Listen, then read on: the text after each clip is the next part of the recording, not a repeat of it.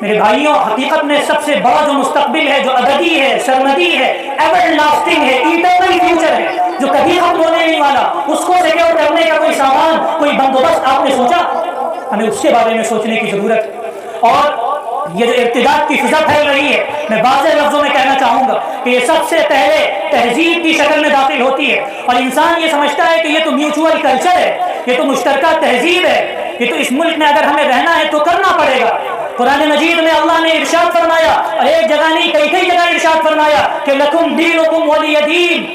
کہ تمہارے لیے تمہارا دین، میرے لیے میرا دین۔ حضرت صلی اللہ علیہ وسلم کی زبان مبارک سے اللہ تعالیٰ نے اپنے آخری کلام میں کہلوایا کہ آپ مشرکوں اور کافروں سے واضح طور پر کہہ دیجیے کہ تمہارا دین تمہارے لیے، ہمارا دین ہمارے لیے۔ خطوط کھینچ دیے گئے، لائنز ریڈ لائنز کلیئر کر دی گئی، جن کو ہم کراس کسی بھی حالت میں نہیں کر سکتے۔ دوسری جگہ صحابہ کی حالت بیان فرمائی کہ وَإِذَا سَمِعُوا اللَّغْوَ أَعْرَضُوا عَنْهُ وَقَالُوا لَنَا أَعْمَالُنَا وَلَكُمْ أَعْمَالُكُمْ لَا حُجَّةَ بَيْنَنَا وَبَيْنَكُمْ اللَّهُ يَجْمَعُ بَيْنَنَا وَإِلَيْهِ الْمَصِيرُ۔ کہ جب وہ کوئی لغو اور بیکار بات کو سنتے، کوئی مشرکانہ رسم کو سنتے، کوئی ایسا آفر سنتے جو بظاہر بہت چارمنگ ہوتا، بہت اٹریکٹیو ہوتا، جس میں دنیاوی فوائد بہت ہوتے، لیکن آخرت کا ابدی نقصان ہوتا، تو وہ کیا کہتے؟ اعرضوا عنہ،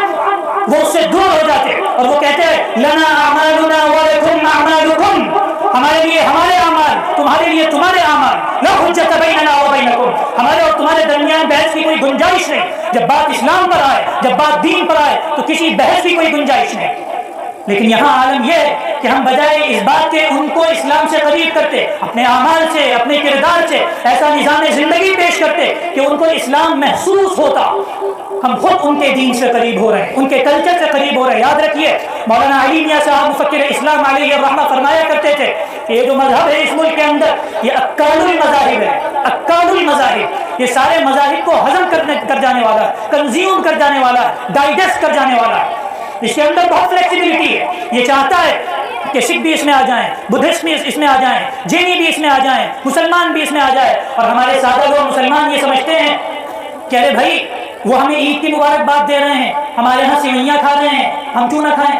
ہم بھی جائیں گے ان کو مبارکباد دیں گے، ہم بھی جائیں گے ان کے یہاں مٹھائی کھا لیں گے، مٹھائی دے دیں گے، happy Diwali, happy Holi, congratulation کہہ دیں گے۔ ارے میرے بھائی، آپ نے جب یہ اقرار کر لیا کہ آپ کا دین ہی واحد دین ہے جو حق ہے، اس کے علاوہ کوئی دین نہیں ہے، ان الدین عند اللہ الاسلام، کہ بے شک دین اللہ کے نزدیک صرف اور صرف اسلام ہے۔ ہر دور میں یہی دین رہا ہے، حضرت آدم کا بھی یہی دین تھا، حضرت عیسیٰ کا بھی یہی دین تھا، حضرت موسیٰ کا بھی یہی دین تھا، حضرت ابراہیم کا بھی یہی دین تھا، حضرت نوح کا بھی یہی دین تھا، اور ہمارے آخری نبی محمد عربی صلی اللہ علیہ وسلم بھی اسی دین کو لے کر اس دنیا میں تشریف لائے۔ آپ کی شریعت آخری شریعت تھی، لیکن جو اصول توحید کے اور آخرت کے اللہ تعالیٰ نے دیگر انبیاء کو سکھائے، وہ آپ کو بھی بتائے اور آپ کو بھی سکھائے۔ تو میرے بھائیوں، سب سے بڑھ کر ہمیں سینسٹیو اس بارے میں ہونا چاہیے، توحید کیا چیز ہے۔ ہم اپنے بچوں کو بتائیں کہ ہم ہر چیز میں کمپرومائز کر سکتے ہیں، ہم غیروں کو بھی بتائیں کہ ہم انسانی بنیادوں پر آپ کے ساتھ تعلقات استوار کر سکتے ہیں، ریلیشنز بنا سکتے ہیں، معاملات میں بھی تعلقات بنا سکتے ہیں، لیکن جب دین پر بات آئے گی، عقیدے پر بات آئے گی، توحید پر بات آئے گی، کوئی کمپرومائز نہیں کر سکتے۔ there is absolutely no compromise۔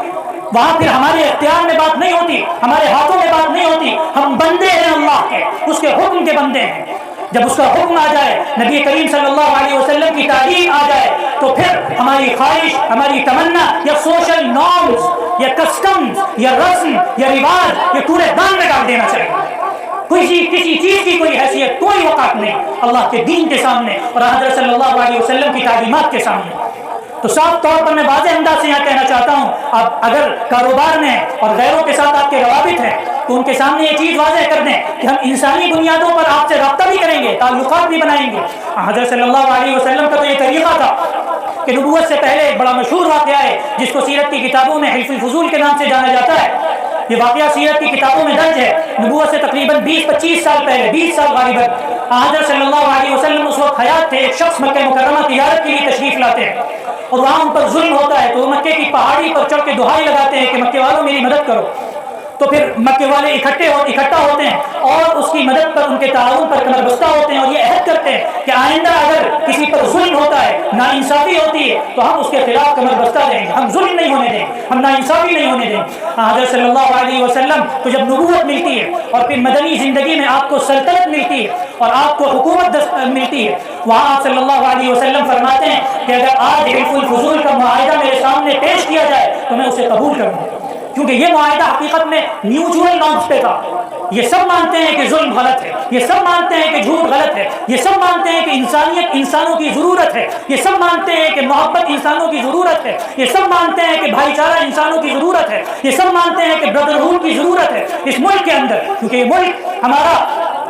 ہندو اور مسلمانوں کی یہاں ایک تاریخ رہی ہے، ایک اتہاس رہا ہے کہ ہر دور میں وہ مل جل کر رہے ہیں، لیکن یاد رکھیے ایک کلیئر لائن ہے، ایک ریڈ لائن ہے کہ ایک طرف ہم اخوت کی بنیاد پر، بھائی چارے کی بنیاد پر، انسانی بنیاد پر، ہیومن بیسس پر، مانوتا کے آدھار پر ان کے ساتھ معاملات کر سکتے ہیں، ان کی مدد کر سکتے ہیں، ان کو کھانا کھلائیں، ان کو پانی پلائیں، ان کی خدمت کریں۔ آپ صلی اللہ علیہ وسلم نے فرمایا کہ خیر الناس من ينفع الناس، فأما الزبد فيذهب جفاء وأما ما ينفع الناس فيمكث في الأرض۔ تو قرآن مجید کا واضح اصول ہے، ایک ڈیوائن رول ہے سروائیول کے لیے، بقا کے لیے۔ اللہ نے فرمایا کہ جو فیم ہوتا ہے اس کا مقدر زوال اور فنا ہے، لیکن جو چیز لوگوں کو نفع پہنچاتی ہے، بینیفٹ دیتی ہے، وہ اس دنیا میں باقی رہتی ہے۔ تو ہم لوگوں کے لیے نافع بنے، بینیفیشل بنے، پروڈکٹیو بنے، لیکن جب بات دین پر آئے تو میں بار بار کہتا ہوں کہ کوئی کمپرومائز نہیں ہو سکتا، توحید کے مقابلے میں کوئی کمپرومائز نہیں ہو سکتا۔ ہم شرک یا مظاہر شرک یعنی شرک کے کسی بھی طرح کے مینیفیسٹیشنز میں شریک نہیں ہو سکتے، کسی بھی طرح کی علامتی شرک میں شریک نہیں ہو سکتے، سمبولل شرک میں شریک نہیں ہو سکتے۔ نہ ہم ہولی کی مبارکباد دے سکتے ہیں، نہ دیوالی کی مبارکباد دے سکتے ہیں، نہ اور کسی تہوار کی، رکشا بندھن کی مبارکباد دے سکتے ہیں۔ اور پھر یہ ایک بہت علمیہ کی بات ہے کہ ایک تو گناہ انسان گھر میں کرتا ہے، ہمارا نوجوان طبقہ وہ سوشل میڈیا پر لکھ کر ڈالتا ہے، سوشل میڈیا پہ پوسٹ آتی ہے ہیپی دیوالی۔ یاد رکھیے اللہ کے نبی صلی اللہ علیہ وسلم نے فرمایا کہ ہر چیز کی مغفرت ہو سکتی ہے، اللہ تعالیٰ ہر شخص کو معاف کر سکتا ہے الا المجاہرین، سوائے ان لوگوں کے جو علی الاعلان جرم کرتے ہیں، علی الاعلان گناہ کرتے ہیں۔ اور گناہوں میں سب سے بڑا شرک ہے۔ شرک سے بڑا کون سا گناہ ہے؟ اور ہم سب سے زیادہ عدم حساسیت اور انسینسٹیوٹی کا شکار شرک کے بارے میں۔ ان الشرک لظلم عظیم ان اللہ لا یغفر ان یشرک به ویغفر ما دون ذلک لمن یشاء۔ بے شک شرک اللہ کے نزدیک سب سے بڑا گناہ ہے، the greatest sin، کہ جس سے بڑا کوئی گناہ نہیں۔ اور اللہ نے واضح انداز سے فرمایا کہ اللہ تعالیٰ شرک کی مغفرت نہیں کرتا، شرک کو معاف نہیں کر سکتا، اور شرک کرنے والوں کو معاف نہیں کر سکتا، اس کے علاوہ ہر چیز کو معاف کر سکتا۔ اور پھر وہ لوگ جو سوشل میڈیا پہ ڈالتے ہیں وہ حقیقت میں علی اعلان پبلکلی ایک عظیم ترین گناہ کو کمٹ کر رہے ہوتے ہیں، اس کا ارتکاب کر رہے ہوتے ہیں۔ وہ نہ خود برباد ہوتے ہیں بلکہ دوسروں کو برباد کرتے ہیں اور ورغلاتے ہیں کہ تم بھی یہ کرو۔ تو بہت ڈرنے کا مقام ہے۔ ہمارے واضح اصول توحید کے، رسالت کے، آخرت کے ہماری کتابوں میں ہمارے سامنے ہے، واضح انداز میں ہمارے سامنے، ہم اس پر کمپرومائز نہیں کر سکتے میرے بھائی۔